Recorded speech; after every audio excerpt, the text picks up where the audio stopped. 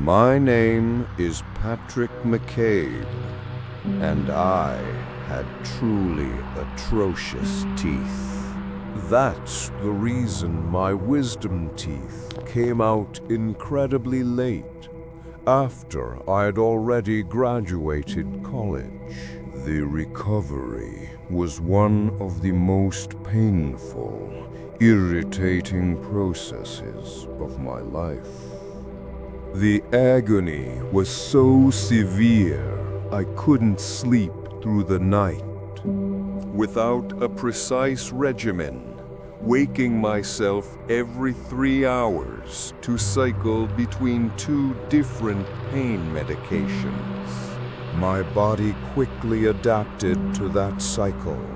3 hours of sleep, followed by a period of groggy wakefulness. I wasn't human during that time.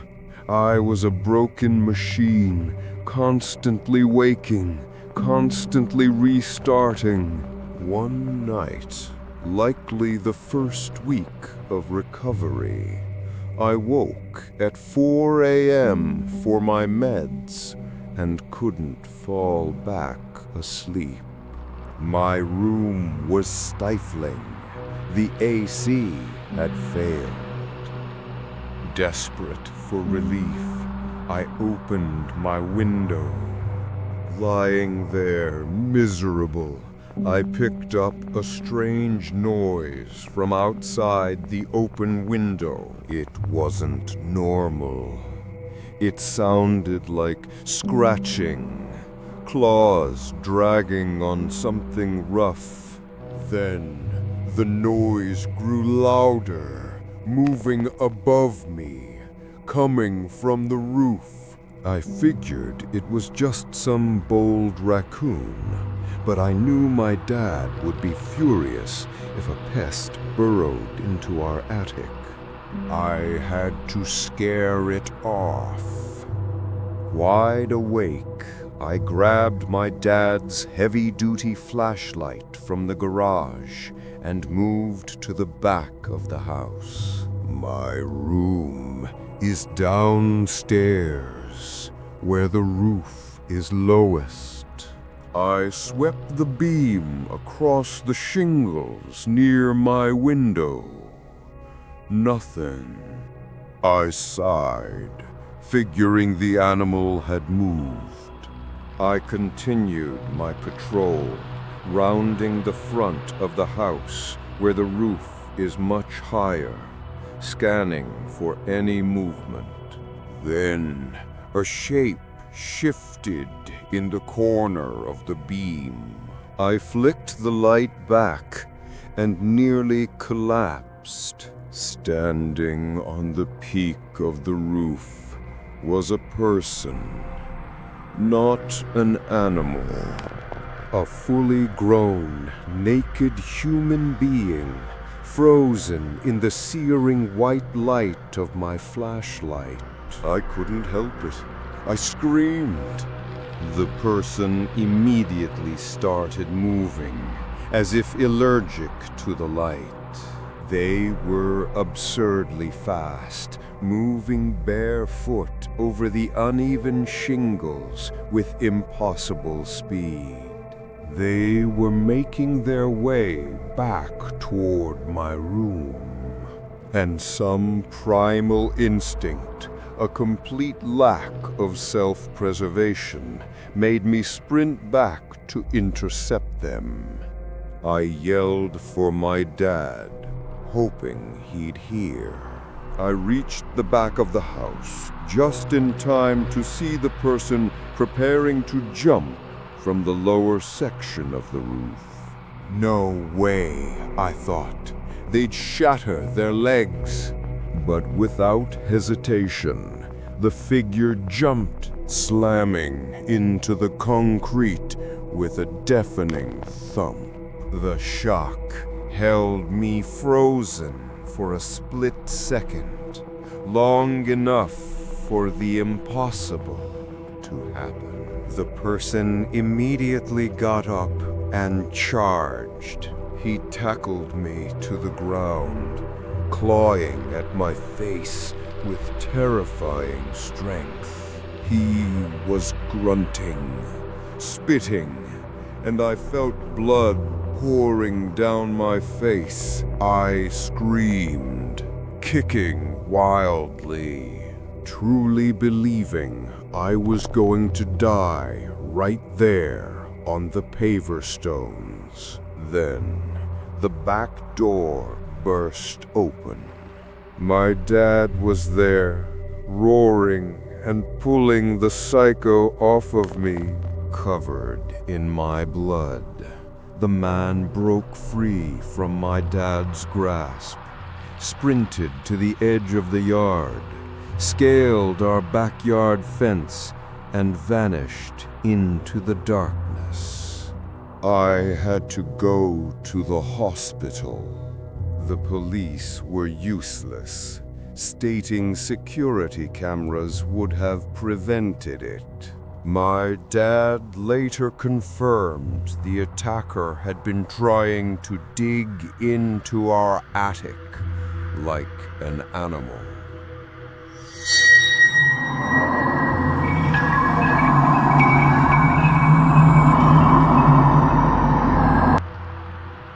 My house has a weird, unique design. It has this covered external hallway, like a long, recessed space that you have to walk through to reach the front door. This is important because my bedroom is right next to it. If I look out my window, I can see anyone at the front door, but their back is turned to me. It's always been my secret peephole, a quick way to check who was there. A few months ago, my parents were out of town. I snuck my girlfriend, Anna, in for a few nights. The first night was chill. The second night, around midnight, things went sideways. We were talking when I heard a screeching and dragging sound from the driveway, the sound of my dad's trash cans being moved around. I figured it was an animal, told Anna to stay put, and walked to the front door. I flicked on the exterior lights, but they didn't illuminate the driveway. I opened the door. The sound had stopped. I stood there, waiting for the scampering of an animal, but heard nothing. Reluctantly, I turned on my phone flashlight and walked toward the driveway. One trash can was overturned, its contents scattered. The animal was gone. I cleaned up, moved the cans into the garage, and went back to bed. I was settling into that groggy phase between consciousness and sleep when I heard it, a gentle tapping noise like metal on glass. I was convinced it was part of a dream. But it didn't stop. I opened my eyes. The tapping was still there. It wasn't inside the room. It was coming from just outside my window. I forced myself up and slowly, carefully peeked behind the curtain. In the minimal light, I could see the outline of a person standing at the front door, their back to me, lightly tapping on the glass over and over. It was past midnight, and all the house lights were off. Why would anyone be knocking? As I watched, they began to turn around. I ducked instantly, my heart hammering. I waited a full minute, terrified. I had to look again. I stood up slowly, peeled back the curtain, and instantly regretted it. There, 2 inches from the glass, was a face staring back at me. I screamed, recoiling and yanking the curtain shut. I collapsed onto the bed, screaming that someone was outside. We locked the bedroom door and called the police. The police arrived, checked the house, and confirmed there was no forced entry. Everything was locked. They found nothing unusual in the yard. I tried to dismiss it as a homeless person, but the tapping, the face, and the subsequent strange noises I've heard for the past few nights have convinced me that guy showing up wasn't a one-off thing.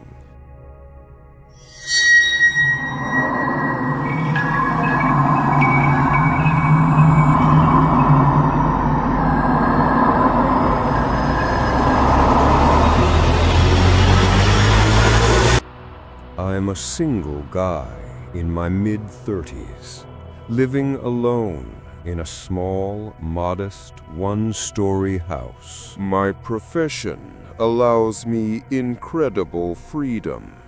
I work on my own time. This freedom, however, has led to some bad habits, the worst of which is my sleep schedule. I'm most productive late at night, often staying up until dawn. It was past 3 a.m. I was in a groove, working intently at my computer.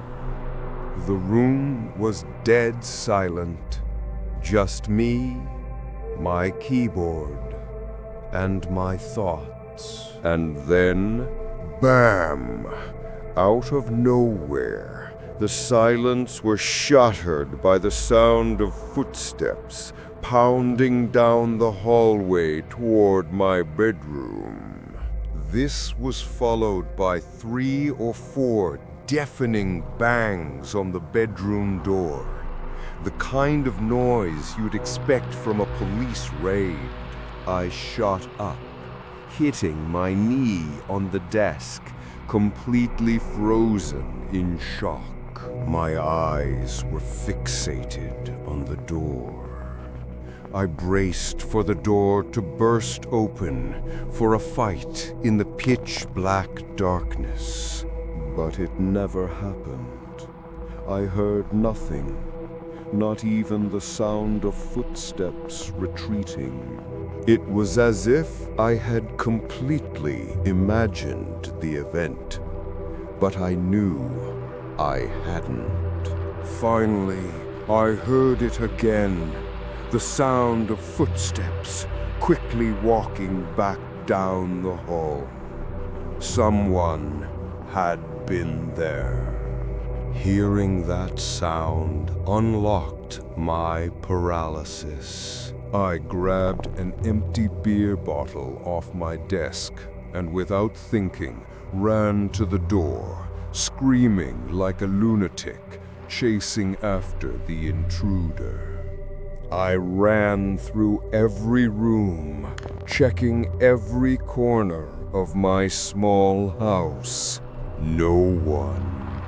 My house isn't that big. There's nowhere to hide. Even more confusingly, all the doors and windows were locked. My confidence instantly drained, replaced by a flood of sheer terror. I sprinted back to my room, locked the door, and called the police. The police searched with me, but found nothing. The officer tried to convince me I must have overlooked an unlocked door, but I knew for a fact I hadn't. I became a psychological wreck. My brain refused to accept the hallucination of something so vivid, yet I couldn't conceive of a logical way someone had gotten in, let alone out, of a fully locked house.